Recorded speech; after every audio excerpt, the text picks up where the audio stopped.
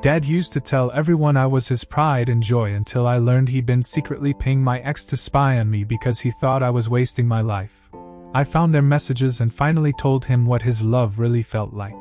I'm now 38, and for most of my life, I honestly thought my dad was my biggest fan. He used to tell everyone, from our neighbors to random waiters, that I was his pride and joy. He'd brag about how I built my own business from nothing, how I worked harder than anyone he knew. I grew up in a small town outside Denver, Colorado, and my dad, Harold, 67, worked as a mechanic his whole life. My mom passed when I was 19, and it was just me and him after that. We were close, or at least I thought we were. He'd call me every Sunday, ask if I was eating right, if I was saving enough, if the business was steady. He wasn't a warm man, but his way of showing love was through advice, and I learned to accept that. I started dating Brooke, 34, a few years ago. She was funny, wild, the kind of woman who made you forget how gray life could get. We moved in together after a year, and for a while, it felt right. My dad met her once at a family cookout, and he smiled the whole time, even hugged her, which was rare for him. Later though, he called me and said, "She seems nice, but don't let her distract you from what matters." I brushed it off, thought he was just being his usual overprotective self. But now, looking back, that was probably the first sign that something wasn't right. A year and a half into my relationship with Brooke, things started falling apart. She became distant. She'd pick fights over nothing. I thought it was stress, maybe something personal. But every time I asked, she'd shut down. I tried everything. Planned trips, long talks, nights out. But she just kept slipping away. One night, she came home late and said we needed to talk. She told me she didn't think it was working anymore, that she needed space to find herself. I didn't beg, but I was crushed. After she left, I spent weeks in silence. My dad checked in more than usual, and for a while, I thought he was being supportive. He'd say things like, "You'll thank yourself later, son. She wasn't right for you." It was weird though, how certain he sounded. Like he knew something I didn't. I ignored that too. A few months passed, and life moved on. My business picked up again. I tried dating but nothing stuck. Then one night, out of nowhere, Brooke texted me. She said she'd been thinking about me, that she missed what we had. I didn't know how to feel, but I agreed to meet her for coffee. She looked tired, older somehow, but still familiar. We talked for hours, mostly about the past, and she apologized for how she'd ended things. She said she'd been under a lot of pressure. When I asked what kind, she just stared at her cup and said it didn't matter anymore. I should have asked more questions, but part of me didn't want to ruin the moment. We saw each other a few more times after that, but something felt off. She'd sometimes mention things I hadn't told her, things only my dad would know, like how my dad lent me money when business was slow, or how I'd been thinking about moving locations. I laughed it off, but deep down, I started feeling watched. One night, I was on her couch when her phone buzzed. She got up to grab wine from the kitchen, and the screen lit up with a text that said, "You get what you need," followed by my dad's name. My heart dropped. For a moment, I just froze. Then I picked up the phone,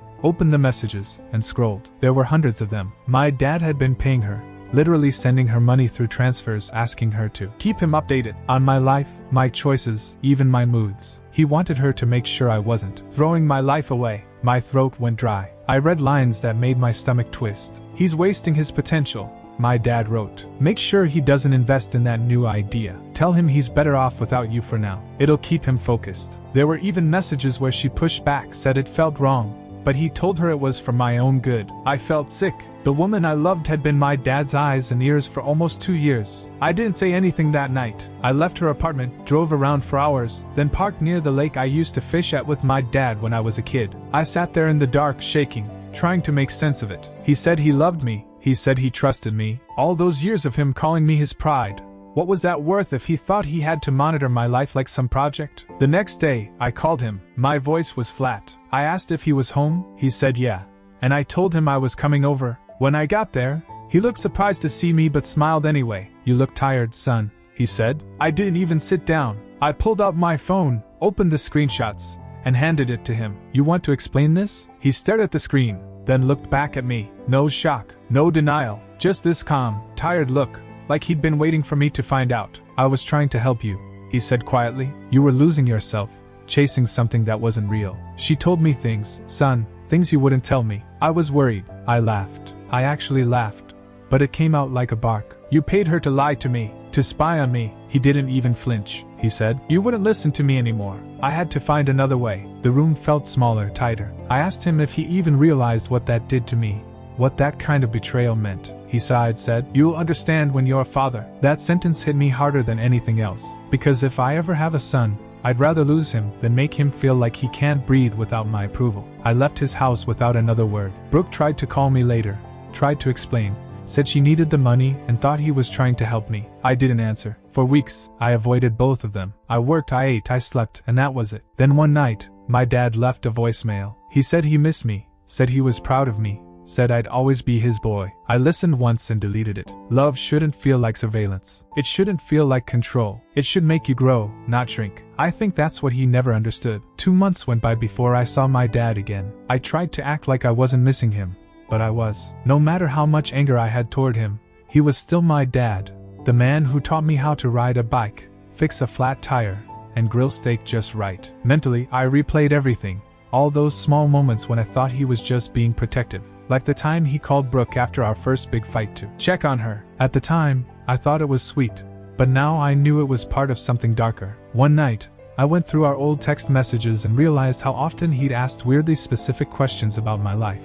Where I was, who I was with, what time I'd be home. It hit me that he'd probably been doing this for years, not just with Brooke. He had this obsession with control, this belief that if he wasn't managing every detail, something terrible would happen. I don't think he ever learned how to trust anyone, not even me. Maybe that's why my mom stayed silent most of their marriage. I used to think that she was just gentle. Maybe she was tired of being watched too. One Friday evening, I drove out to his house again. He still lived in the same old place where I grew up. A one-story ranch house with peeling blue paint and a front porch that creaked when you stepped on it. His truck was parked out front, and the lights were on. When he opened the door, he looked smaller somehow, older. "You came," he said, almost like he didn't believe it. I nodded. "We need to talk," I said. We sat in the kitchen where I'd eaten thousands of meals as a kid, but it didn't feel like home anymore. There was this heavy silence between us. Finally, I asked him why. "Why would you do that to me, Dad? Why pay someone to watch me like I was a criminal?" He rubbed his temples and said, "Because I was scared. You've always been too trusting. You give people too much of yourself. I didn't want you to get used." I stared at him. "You used me," I said quietly. "You didn't just spy on me. You destroyed every bit of trust one had." He shook his head. "That's not true. I was trying to protect you. Protect me." That phrase made my stomach twist. He said it like it was supposed to make sense, like betrayal could ever come from a good place. I told him I didn't need protecting, that I was an adult, and he looked genuinely confused, like he didn't understand what I meant. "You're still my son," he said. "That doesn't change." I stood up. "No, it doesn't, but it changes how I see you." His face fell, and I think that was the first time I saw regret there. Not guilt, just sadness. He didn't apologize. He just sat there, silent, staring at his hands. I left again, and this time, I didn't look back. For weeks, we didn't talk. I went back to work, tried to focus, but couldn't shake the feeling of being watched. Even though I knew he wasn't spying anymore, it was like he'd planted this idea in my head that someone always was. I started locking my office door. I turned off my phone before bed. I stopped using social media. It wasn't paranoia, it was trauma. Then one afternoon, I got a call from Brooke's friend, Shannon. We weren't close, but she said Brooke had moved out of town. "She wanted you to know she's sorry," she said. I didn't know what to say. Part of me wanted to hate her forever, but another part of me knew she was just as broken as I was. My dad had played both of us. I thanked Shannon and hung up. That night, I sat on my porch with a beer and thought about how much damage love can cause when it's twisted by fear. My dad wasn't a monster, but what he did came from a place so messed up it might as well have been cruelty. I think he believed he was saving me from my own bad decisions, but all he did was prove he didn't trust me to live my own life. A week later, I got a call from his neighbor, Mrs. Ellis. She said my dad had fallen while fixing the gutter and was in the hospital. I didn't even hesitate. I grabbed my keys and drove straight there. When I walked into his room, he looked surprised again. "Didn't think you'd come," he said, his voice softer than I remembered. "You're still my dad," I said quietly. He smiled weakly. "You still mad?" I sighed. "Yeah, a little. Maybe always, but I don't hate you." He looked at me for a long time, then said, "I didn't know how to love you right, son. I thought doing things for you was enough. Your mom used to tell me I'd ruin you if I didn't let you breathe. Guess she was right." I sat down beside him, and for the first time, he looked like a man who finally understood what he'd done. We didn't fix everything that night. We didn't even try. We just talked about small things, sports, the neighborhood, how the Rockies were doing that season. But when I left, I hugged him. I hadn't done that in years. He held on tight and I could feel him trembling. "I love you, son," he said. I nodded, but the words didn't come back. Not yet. I drove home in silence, thinking how strange it is that love can feel comforting and suffocating at the same time. I think my dad's kind of love came from fear of losing control, fear of being alone, fear of being useless. I understood it now, but understanding doesn't undo damage. It just makes it hurt in a different way. That night, I lay awake thinking about my childhood, about how he used to fix things for everyone, the neighbors, the church, even strangers. But when it came to me, he didn't know how to let something be broken long enough for me to learn how to fix it myself. He always stepped in too soon, like he was afraid I'd fail. Maybe that's what this whole thing was really about. Maybe he saw me slipping away into adulthood and didn't know how to let go. A few days later, I got a letter from him in the mail. Just one page. It said, "I can't undo what I did, but I want you to know it wasn't because I didn't believe in you. It was because I couldn't believe in myself without you. You're my greatest work and I didn't want to see it fall apart." I sat there for a long time, reading it over and over. It didn't make it better, but it helped me see the truth. My dad didn't trust anyone, including himself. He built his life around fixing broken things, and when I stopped needing him, he didn't know who he was anymore. That's not love, but it's a kind of pain I can recognize now.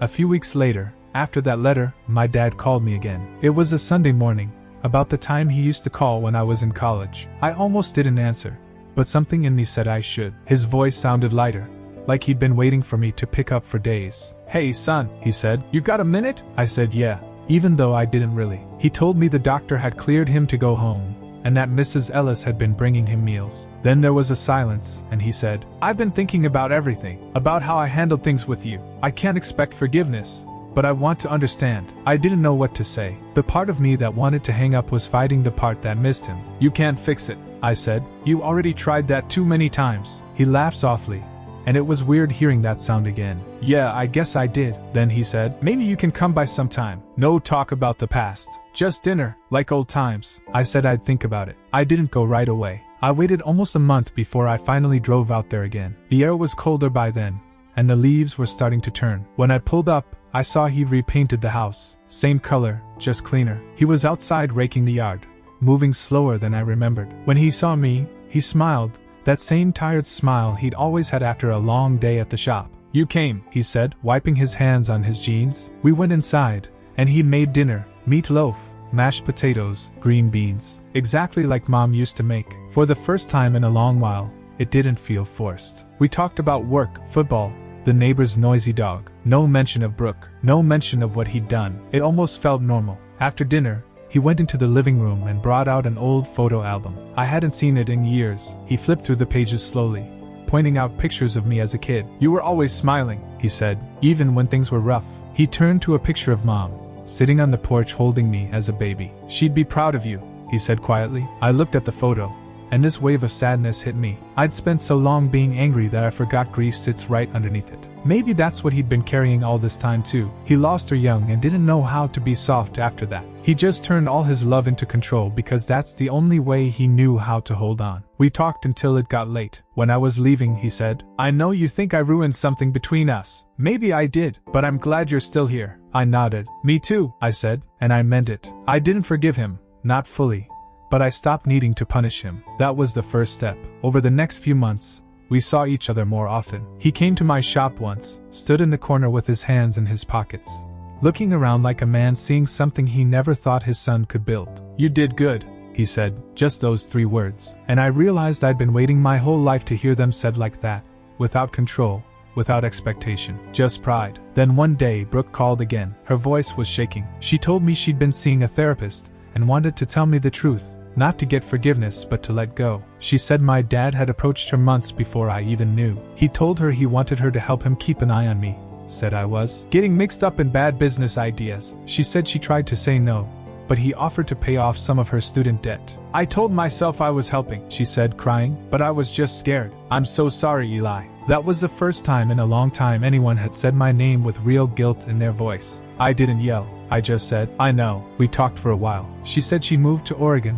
got a new job, was trying to start over. I wished her well. When I hung up, I didn't feel anger. I felt relief, like the story had finally stopped replaying in my head. That night, I went to see my dad again. He was on the porch, watching the sunset. I told him Brooke had called. He looked down and said, "She told you everything?" I nodded. I already knew enough. I said. He rubbed his face with his hands. I made a mess of it, didn't I? I said. Yeah, you did. He looked at me then, eyes red, and said, I thought I was helping you become a man. Turns out I never let you be one. I didn't say anything. We sat there quietly as the sun dipped behind the trees. Then he said, when your mom died, I promised her I'd take care of you. I guess I took that too literally. I looked at him and said, you can still take care of me, just not like that. He smiled a little. I'll try. We didn't talk much after that, but it was enough. Sometimes healing isn't about long conversations or dramatic apologies. Sometimes it's about sitting next to someone who hurt you and realizing you can breathe again. I started letting him back in, slowly. He'd stop by the shop with sandwiches. He came to my birthday for the first time in years. It was awkward, but it was something. And every time I saw him, I noticed how he'd started listening more, interrupting less. He wasn't trying to fix anything anymore. He was just there. Maybe that was his way of saying sorry. About 6 months later, he called and said, you know that cabin up by the lake? The one we used to fish at? I'm thinking of selling it. Maybe we can go up one last time before I do. I agreed. We drove up that weekend. The place hadn't changed much. Same old dock, same smell of pine and wet earth. We didn't fish. We just sat there, watching the water move. At one point he said, you remember when you caught that catfish and started crying because you didn't want to kill it? I laughed. Yeah, I remember. You made me throw it back. He nodded. You had a soft heart, even then. I was scared the world would eat you alive for it. I looked at him. You don't have to harden me to protect me. I said, you just have to trust me. He smiled, eyes a little wet. I'm learning. That trip was the first time I really believed him. He wasn't perfect, but he was trying. And sometimes that's all a man can do. Driving home, I made a realization. My whole life I had lived in an attempt to prove I didn't need his approval. Yet deep inside, it was always something I wanted. Maybe he'd spent his whole life trying to protect me because he didn't know how else to show love. We were both flawed, both stubborn, both human. That was enough for me. A year went by after that lake trip, and for the first time in my adult life, my relationship with my dad felt steady. Not perfect, not even close, but real. He stopped calling every morning to check in, and started calling just to talk. He'd ask what I was cooking, what game I was watching, if business was steady. We even started having Sunday breakfast every week at that little diner near his house. The kind of place that has cheap coffee and old-timey country music playing in the background. The waitress, Carla, always called him sweetheart, and I could tell he loved that. He tipped too much, groused about how the bacon was overcooked, then asked me if I thought he was too old to start a garden again. Those mornings turned into something I looked forward to. It wasn't about the food. It was about the quiet understanding that sometimes, when words aren't enough, it's routine that does the talking. Then, one Sunday, he didn't show. I waited 20 minutes, then called his phone. No answer. I tried again. Still nothing. It wasn't like him to miss a meal, so I drove to his house. His truck was in the driveway. His porch light was still on from the night before. I knocked on the door. Nothing. I let myself in, and he was on the couch, asleep, TV still on. Except he wasn't asleep. His coffee cup had spilled onto the floor, and there was this stillness in the room that felt final. I dialed 911. But I already knew. Heart attack, they said later. Quick, no suffering. The words barely landed. I stood there in that little house I grew up in, looking at his tools lined up on the wall,